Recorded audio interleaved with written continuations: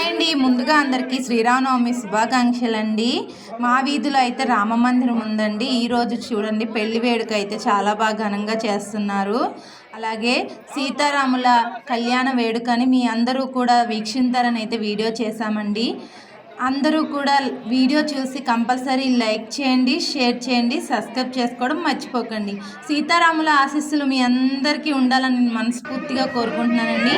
ఓకేనండి, వీడియో చూడండి. అలాగే లాస్ట్లో మర్చిపోకండి లైక్ చేయడం, షేర్ చేయడం, సబ్స్క్రైబ్ చేసుకోవడం. బాయ్ అండి.